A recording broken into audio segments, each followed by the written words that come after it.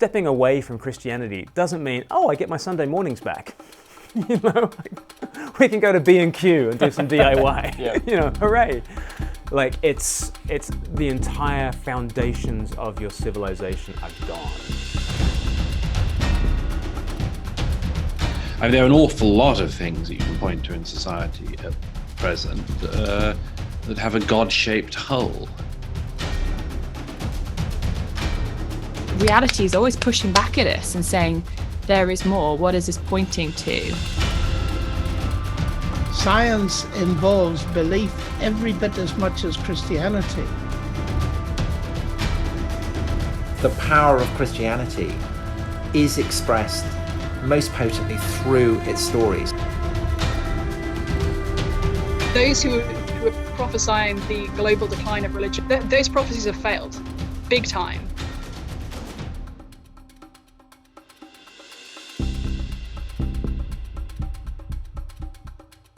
So Glen, as part of the research series, you interviewed 16 people over the last few months. Did you have a particular favourite from any of those? They were all my favourites, I think. Correct answer. Yeah. Diplomatic. So many. You know, started off with Douglas Murray and then Catherine Berbel-Singh and Tom Great one. Holland and Alistair Roberts and Malcolm Geit and Professor Miroslav Volf and Professor John Baer and Professor John Lennox and Professor Rupert Sheldrake. I think those are all the professors. Yeah, I mean, there was quite a lot altogether there. If you've named them all there, you've done pretty well. So Rebecca McLaughlin, Esther O'Reilly, Rachel Gilson, and Yeah. I think, though, Wendy Alsop was a particular favourite of mine. Yeah. So as she talked about the long, hard road of suffering, I think there was such a reality to her lived experience that was certainly the one I went away from having learnt the most. But they've all been brilliant. great. And would you say, like, out of all those 16, were there particular themes that kept cropping up again and again? I guess we're always engaging the meaning crisis. That's kind of the idea behind Reset, is to figure out if going back to the beginning, going back to Genesis as our great origin story, whether that can still speak today, because I think we're noticing that there is a meaning crisis. We're noticing that just getting like the latest iPhone doesn't exactly fill the gaping existential hole Not so much. that is inside. And really, it's kind of going back to this idea that Nietzsche had, you know, back in the 1870s. I guess he was talking about the death of God. You know, I've got the Gay Science here, where he's got his famous passage about the madman, and you know, and it's taking seriously what it would mean to walk away from the Christian story. And, you know, the madman leaped into their midst and looked at them with piercing eyes and cried, "Where did God go? I will tell you, we have killed him. You and I, we are all his murderers." And he goes on and he said, "Even gods putrefy. God is dead. God remains dead. And we have killed him. How shall we, the most murderous of all murderers, ever console ourselves? The holiest and mightiest thing that the world has ever known has bled to death under our knives. Who will wash away this blood clean from our hands? With what water might we be purified?"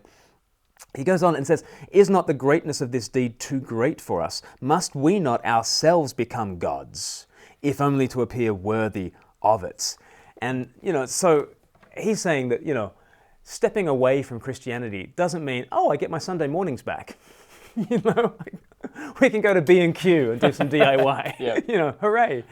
Like, it's the entire foundations of your civilization are gone when you step away from this God. And that just kept coming up in the episodes. And I think what I wanted to do was interview people who took that seriously. That Christianity is not this lightweight thing that can be cast aside and we can remain basically the way we were. If you're going to walk away from God, there are consequences. And as Douglas Murray spoke about, there is this God-shaped hole at the heart of things. And isn't that kind of basically what Tom Holland said when you spoke to him the first time round in your interview with him? Right, yeah, he was all into Nietzsche. Yeah, let's have a look.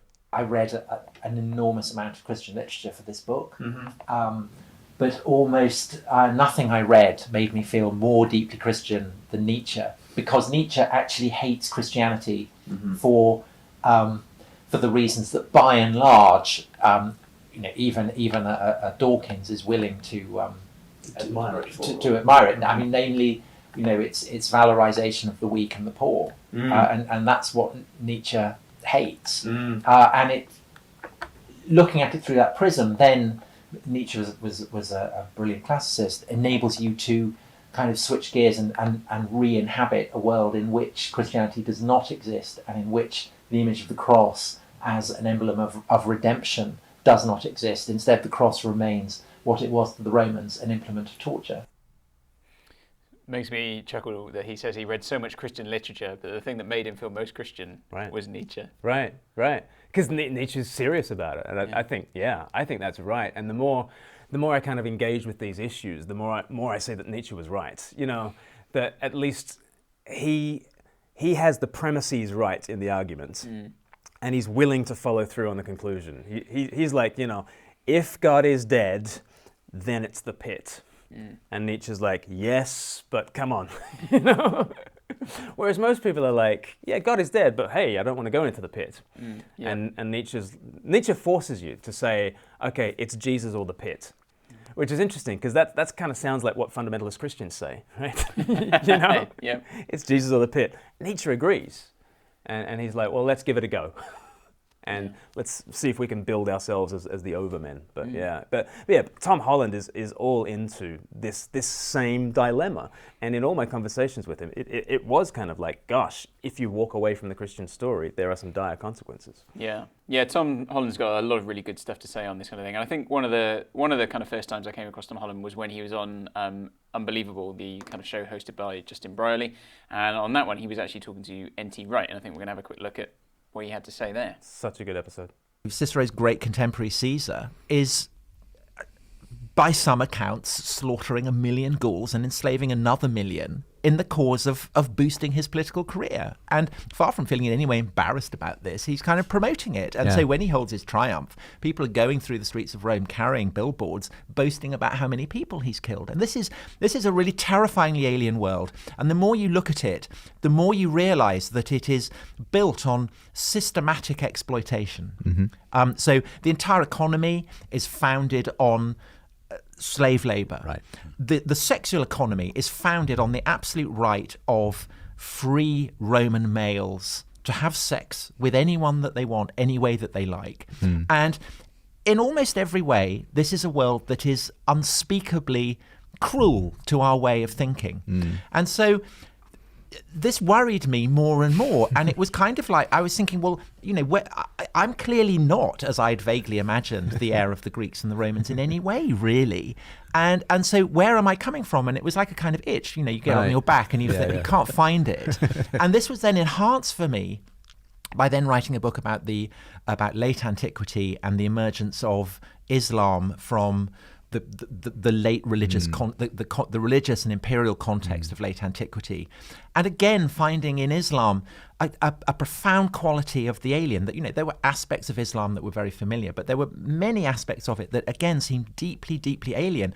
And I began to realize that actually, in almost every way, I am Christian, and I began to realize that actually Paul, although in many ways he seems a much less familiar figure than Cicero, but compacted into this very, very small amount of writing was almost everything that explains the modern world. Well, the Western world, as we take for granted. Yes, but also the way that the West has then moved on to shape, you know, concepts like international law, for instance. So the fact, you know, concepts of human rights, all these kind of things, ultimately, they don't go back to Greek philosophers. They don't go back to Roman imperialism.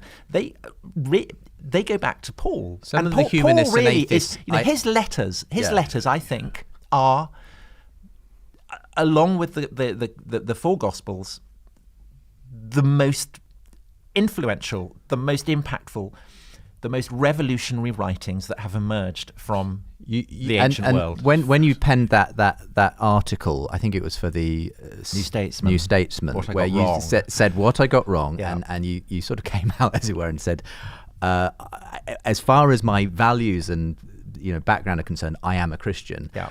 It was interesting to see the response to that, because I saw lots of atheists and humanists saying, oh, hang on, you know, democracy, that goes back to the Greeks, you know, don't pretend that Christianity gave us everything we're grateful for. But you honestly think that actually people simply haven't appreciated just how much we owe to Judeo-Christian? I think I mean, if we're talking of Paul, I think of him as a kind of depth charge, deep beneath the foundations of the classical world.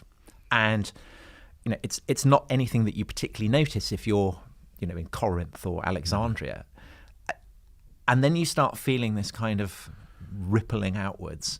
And by the time you get to the 11th century in Latin Christendom, everything has changed. And you have this, I think essentially what Paul's significance is that he sets up ripple effects of revolution throughout Western history. So the 11th century, where with the Papal Revolution, essentially it establishes this idea that society has to be reborn, reconfigured, that vested interests have to be torn down. And then the Reformation, what we call the Reformation, is a further ripple effect of that, and the Enlightenment is a further ripple effect of that. And very interesting. It spilled out so much that now in the 21st century we don't even realise where these ripple effects are coming from. We just take them for granted.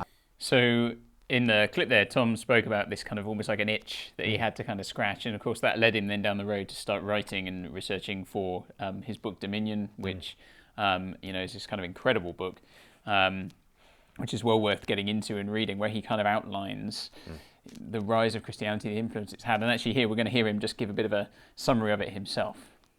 Christianity is the most transformative and revolutionary ideology that has ever existed, and that in its distinctively Western form, it continues to completely saturate the way that people in the West view the world, not just morally or ethically, but and issues as fundamental as how they, the things that they take for granted about how, say, sexuality operates, relations between men and women, how society is structured, the nature of progress, all kinds of things that people might be tempted to take for granted and just assume exist out there in the sky, but aren't at all. They're very culturally contingent, and they're very specifically bred of deep the deep roots that the West has in Christian history and theology.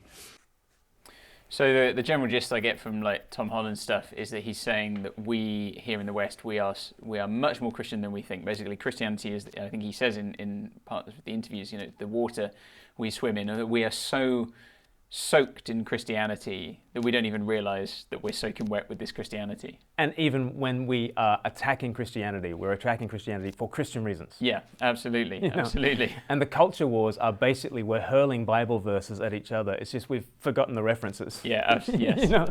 Like I still remember about the bombing of Syria and Parliament debating whether to bomb Syria or not. And Jeremy Corbyn was taking kind of the Sermon on the Mount stance, and those who were into just war kind of were taking the Romans 13 direction. But everyone was processing the modern world through totally Christian lenses. Through a Christian lens, yeah. So we're so Christian that even our objections to Christianity are thoroughly Christian in and of themselves. Therefore, to walk away from this thing is not you can't just have it in the rearview mirror and think that you can carry on as before. Yeah. Nietzsche was right. I think Tom Holland is right. And one of the other people we've been talking to is Douglas Murray, and he talks about the God-shaped hole in our episode, which is something that Augustine sort of said back in the 5th century. Oh God, you made us for yourself, and our hearts are restless till they find their rest in you.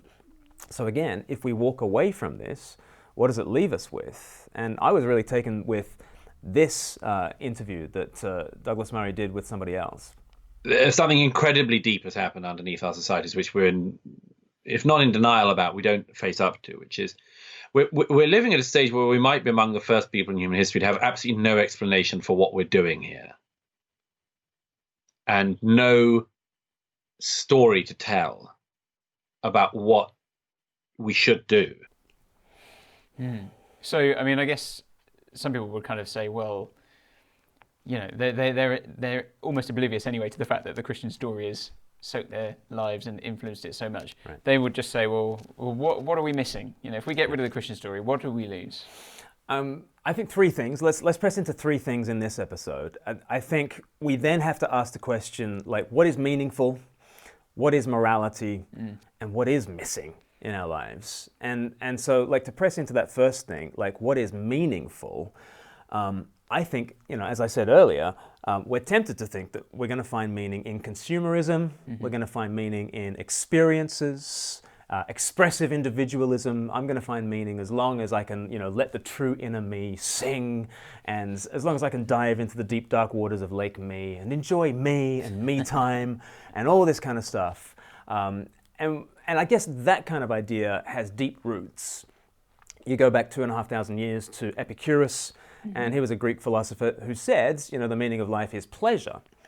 And I think we're living in a very Epicurean age. Sure. And never in history have we been able to pursue our own, desires and fly around the world and, trek the Andes and swim with dolphins and all that sort of stuff and have a bucket list. People kicked the bucket, usually in childhood, right? And suddenly we get to have a bucket list, like at the very end of our lives. And so I think we are very Epicurean. So like on the one side of things, there's a kind of an Epicurean impetus to enjoy life as much as we can and go for the pleasure thing. But there's an ancient alternative to Epicurus, and that was Stoicism. So the ancient sort of Roman philosophers like Marcus Aurelius, so Richard Harris in Gladiator, him and his army, it was all about strength and honor, right? And that's the Stoic virtue. You want strength and honor. Because if you're going to have an army, you don't want a bunch of Epicureans. No. If you're going to want to take the city, people are like, I'd rather play Xbox. I'd rather play Call of Duty than do Call of Duty. Yeah, absolutely. Right? Yeah. So if you want to protect the civilization, you kind of need to have Stoicism. And so these ancient kind of trajectories have bounced off against each other. There's the pleasure people and the virtue people. Yeah, and you kind of see that come together in people like Sam Harris and Jordan Peterson, right? Right. I mean, have a look at, there's the thumbnail for, okay, guess which one? Guess which one is the pleasure guy, and guess which one is the, take responsibility. Stoic, yeah. Clean up your room, be more lobster, bucko, right? Which one? So, I mean, these were epic debates, a couple of years ago, Sam Harris versus Jordan Peterson, there were 4 debates for hours at a time, and I don't think they ever got to Q&A because they just kept going. But Sam Harris is in the great tradition of Epicureanism, and his moral landscape is all about maximizing well-being, which is another way of saying happiness, really. And he's kind of a utilitarian. And look, there he is, smiling. Okay. And there is Jordan Peterson. What's Jordan Peterson look like there? It's very, very grave looking, isn't he? Kind of very firm and stern. Right. And I think these are, by and large, the 2 classical answers to the meaning of life that you have outside of the Christian tradition. And what you have with Peterson is a real reaction against our Epicurean age, rightly so, and he's noticing that you cannot fulfill yourself with just endless pleasure. Yep. You can't just plug yourself into the Xbox, and you got to move out of your mum's basement and get a job and take responsibility and clean your room and stand up with your shoulders back. Not that we're stereotyping Xbox gamers there in any way. But they're all Epicurean, right? In fact, one of the sort of the thought experiments when people discuss Epicureanism is like, would you get plugged into the pleasure machine and just get the dopamine hits of pleasure, or would you forthrightly contend with the world, even though it was costly, even though you might get your feelings hurt, or you might, which would you like? And it's kind of like we all know what the right answer to that question is. Like we all know we ought to unplug ourselves from the pleasure machine. Sure. But I mean, if I'm an average kind of adult male, I touch my phone 2,700 times a day, or something like we've got these pleasure machines, and we're just So I think the moment has been right for somebody like a Jordan Peterson to step forward and say, "Hello, how about responsibility? How about virtue?" Yeah. And so he's got this, in his 12 rules for life, one of his chapters is called "Do What Is Meaningful, Not What Is Expedient." And in his own reading of the audiobook, I mean, just listen to the emotion in his voice. Meaning is the way, the path of life more abundant, the place you live when you are guided by love and speaking truth. Do what is meaningful, not what is expedient. Gosh. He means it, right? He's feeling it. He's feeling it. He means it. There's a meaning crisis, and he's like, because, the whole trade-off is, okay, if there is no Christian story, or if there's no God above me, then I might feel like I can run away from home and get free, right? And of course, the great story of that Jesus tells in Luke 15, and the guy doesn't get free, he gets lost, And Jordan Peterson has been kind of addressing a whole bunch of lost people, a lost generation, and saying, be more like your older brother. Yeah. Yeah. Like, work hard. And so if the Epicurean thing doesn't really work, and then here we've got the kind of Stoic thing, we've got the Jordan Peterson kind of thing, why not just go down the Jordan Peterson route? Why not go out, let's go and get a copy of 12 Rules for Life, let's all just grab it, read it, put it into practice. Yeah. What's the problem? Well, I think human nature is the problem. Right. In that, I know it's the right thing to do, but as the Apostle Paul said in Romans, the good I want to do, I don't do. The evil I don't want to do, this I keep on doing. That's human nature. And the more I get told to do the 12 rules of life, it's good advice. And like all those rules are good advice. And they're earthed in biblical truths. I mean, the Bible, biblical passages land in that book. Like, sure, yeah. in an amazing way, with a heaviness. But can you do it? And, Moses gave us 10 commandments. Jordan Peterson's given us 12 rules. It's kind of... Yeah, and he's got another 12 on the way. That's right. 230% more. We need more. Than more Moses. Rules. So, and he himself, he's kind of collapsed under the weight. And there's all sorts of circumstances around that and why that's tragic. But interestingly, in his bounce back kind of YouTube video, he kind of said, by the grace and mercy of God, I've bounced back. And I think that's maybe a sign of a different kind of attitude. Yeah, and maybe you kind of touched on it a little bit there then. So you've got your Epicureanism, you've got your Stoicism, but what makes Christianity different from that? Well, there's one thing that Epicureanism gets right, is that, like, we do go towards pleasure, like we do. We just naturally, you can't not go towards pleasure. You can't not seek your own well-being. So Epicurus is right. Sam Harris is right at that stage. I do go for well-being. But where am I going to find my well-being? Epicurus thought the gods were far away. So just, have pleasure in life. What if God is a fountain of joy? That's where you're going to find joy. And then to take the Stoic point, like, how am I going to... Like, yes, there is a law above, right? And there is a reality to live into, and that gives me structure in life, but I'm not good enough to live up to that good structure. Christianity says the one from on high came down and lived my life for me, the life that I can't live, and walks with me through this life. So it's not that I'm not a self-made man. I don't stand up straight with my shoulders back. I need to be lifted up. Which again is interesting that Jordan Peterson should say at the end of that YouTube video, by the grace and mercy of God, I've bounced back. Given that so much of his stuff is about lifting yourself up out of it rather than someone else. Right. So yeah, Christianity has a different message there, but we'll get into that in later episodes. But yeah. So we've been thinking about the kind of meaning side, but we also said we were going to think about morality. So if we start to get rid of Christianity, as we have been, what's the problem there in terms of morality? Well, we're going to get into this massively in the next episode, where we're going to talk about human rights, human equality, and humanism. But essentially, Nietzsche was right that Christianity is founded on the crucified gods, where the very strongest sacrificed himself for the weakest, which is just the reverse of nature. Right? Nature is red in tooth and claw. In nature, it's the survival of the fittest and the sacrifice of the weakest. You walk away from the Christian story, and of course you're going to go with Nietzsche into power plays. And of course, what should you do with your strength? What should you do with your fitness? And what should you do with the weak and the marginalized and the poor and the despised? What should you do? If you walk away from the story in which Christ, the strongest, was sacrificed for we, the weakest, I think you have to walk away from Christian values and Christian morality, and you have to, in the end, walk away from humanism, right? Because Nietzsche derided humanism as a kind of Christianity light. I think, again, he was right. So it has a cost. Once again, it has a cost in terms of meaning. It has a cost in terms of morality. So we've thought about meaning and then a little bit about morality there, and we are going to deal a bit more with that, as you said. But then we also were thinking about what's missing. So what is missing if we walk away from the Christian faith? It is that God-shaped hole that Douglas Murray kind of spoke about. It's living within this cathedral-like structure of meaning, and instead it's a kind of a make-it-up-as-you-go-along world.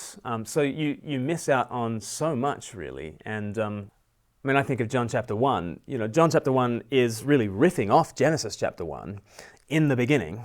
But in the beginning was the Word, and the Word was with God, and the Word was God. In the beginning was the Word. It's the Greek word logos, and you could translate it meaning. You know, in the beginning there was meaning, and the meaning that there was in the beginning was a person, not just an abstract idea or a philosophy or even a moral, ethical code. There's a person to know and be known by. Yeah. And I think what our hearts really crave more than anything else is love. What our hearts crave more than anything else is that kind of personal connection. And the great offer of the Bible is that meaning himself came at Christmas. The Word became flesh, John 1 verse 14, and dwelt among us. We've seen his glory, the glory of the one and only. So the Epicureans are right. We are to find meaning in pleasure, but where is pleasure found? In the one who is meaning himself. So the Stoics are right as well, that there is meaning and you need to live in accordance with it. But the truth is, meaning is a person. His name is Jesus. And you want pleasure? Come to him. You want meaning, responsibility, virtue? Come to him. You know, and it's a gift in Jesus. I think Jesus is really the answer to our heart's longing for meaning. Cool. So lots of really kind of exciting stuff there and lots of food for thought. We're going to keep thinking about more stuff. Just tell us a bit about what we're going to be thinking about in the next episode. Next episode, we're looking at human rights, human equality, and humanism, and how they're all grounded in Jesus. Great. We look forward to it. We'll see you all in the next episode.